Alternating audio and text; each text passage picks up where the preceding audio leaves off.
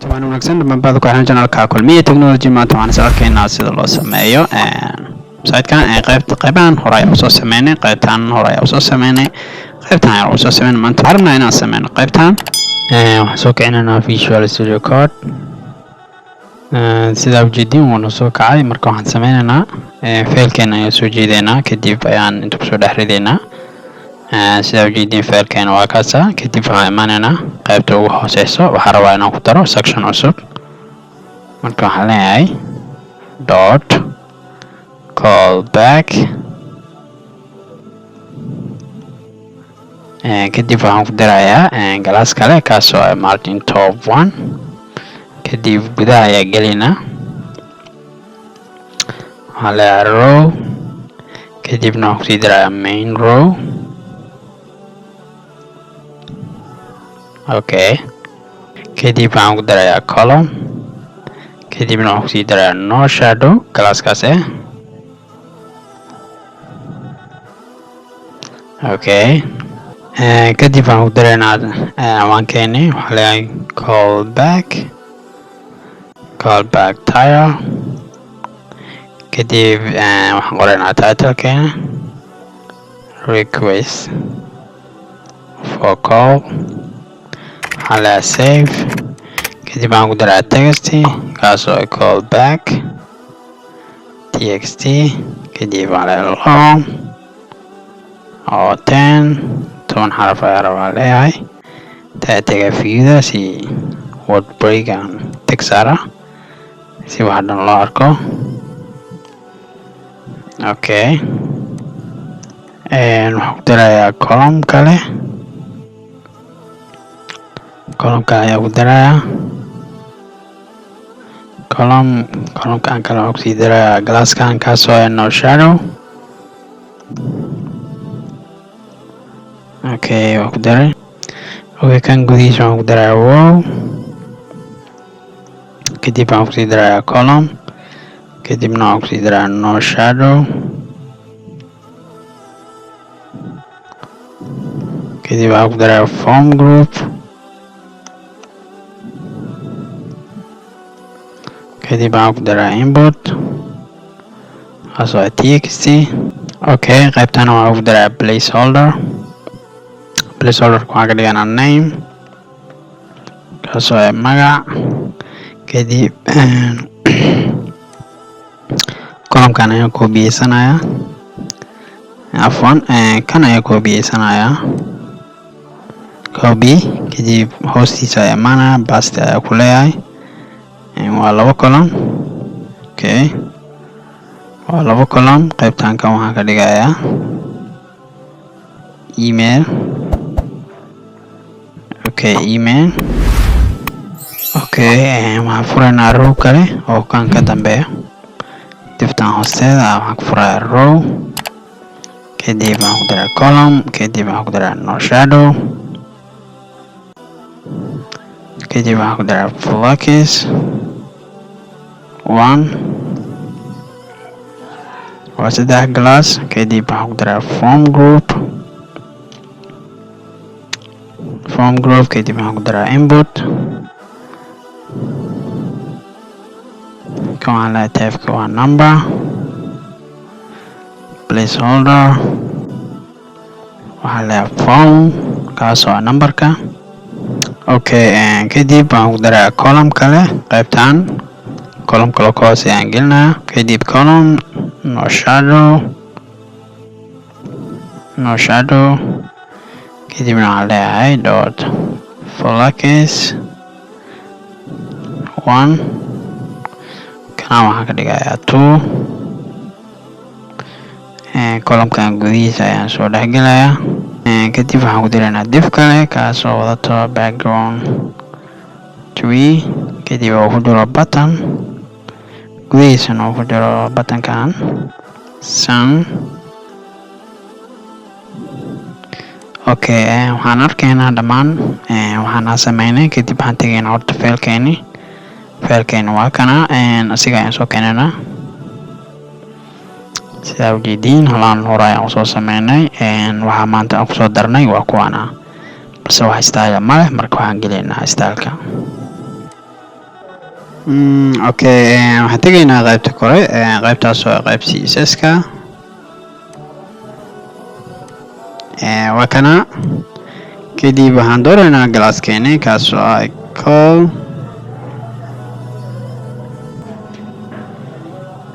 Glasskeeni waa callback, kadib waxaan leenahay background, kadib waxaan leenahay linear gradient, kadib colorkeena ayaan siinay. Fashalkan wuxuuna ogolaanayaa laba color aan isku qasno. Kan waa xagashi, kana waa colorkii koowaad, kana waa colorkii labaad. bal aan aragna hadda wixii aan sameyn.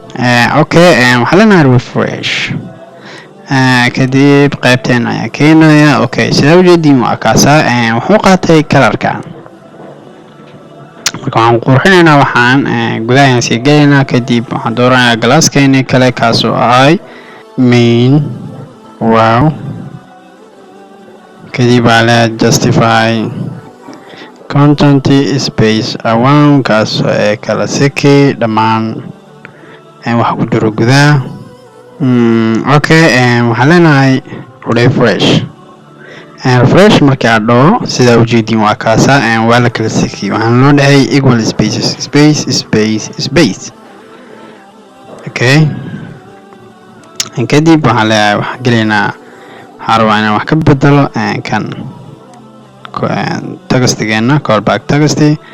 marka waxaan leeyahay dot callback textiga maana cafwan titleka rabaa kan waaye. waa kana titleka waaye title. kadib waxaan leeyahay padding 10 pixel. waxaan rabaa inaan ku darto padding. font size waxaan rabaa inaan ka dhigto 40 pixel.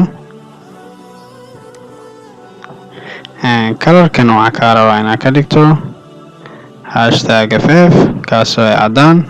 kadib waxaan leenahay refresh. sida ujeediin waa kaasa. farteen waxaa laga dhigay buta. kadib waxaan gelinaynaa callback text. waa kan ayaan asigana habeenina.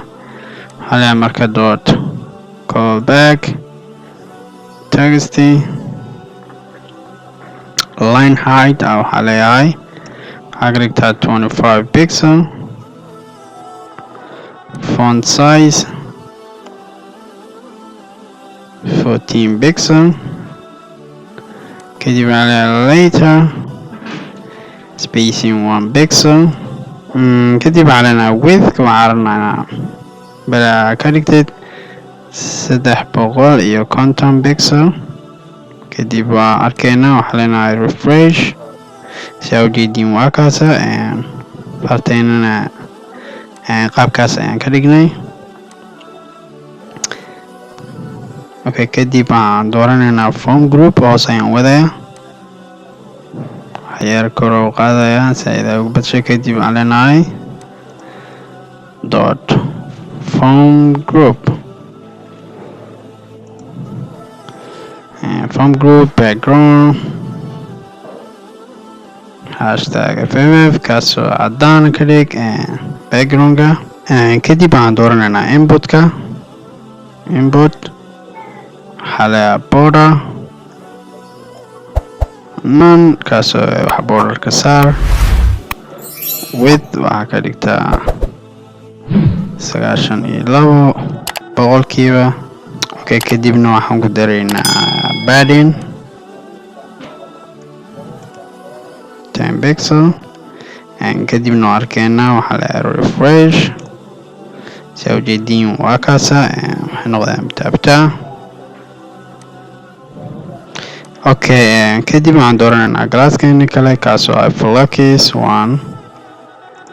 waxaa leeyahay flux 1. kadib hoos ayaan wadaynaa. waxaan dooranayaa glasskeeni kale kaas oo ah flux 2.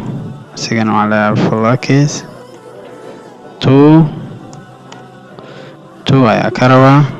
kadibna arkeena refresh. sida ujeediin waa kaasa. kadib waxaan gelinaynaa buttonkeeni button. kadib waxaan leenahay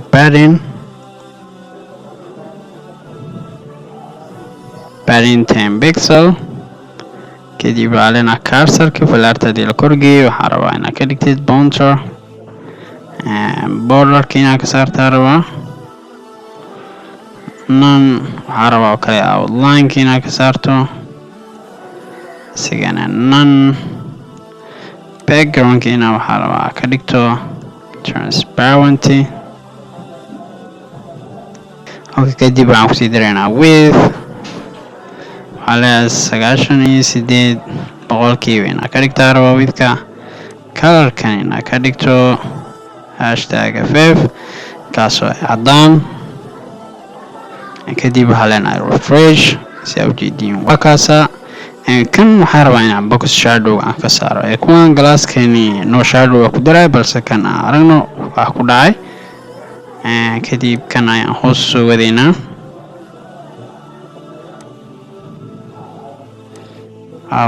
away waa kana qaybta phone waa kana glasski no shadow ka rabna intana waxyar waa kala hormarinay ayaa gadaal geynaya no shadow waa kaasa save ala kadib waxaa refresh sida ujeedin hooska ka baxay waxaa rabaa button-kan bas inaan hover aan siiyo si aan u fursiino waxaan tegaynaa qayb CSS-ka waatana waxaa leeyahay button hover hadii loo furgeliyo waxaa rabaa opacity-ga 0.5 ka dhigtid waxyar ka dhigtid kadib haddaan arkayna waxaa leeyahay refresh si aad ujeedin waa kaasa hadii falaarta ku geey suuro noqona hadii aan furgelay video intaas ayuu noogu yahay muuqaalka like saar janalkana subscribe saar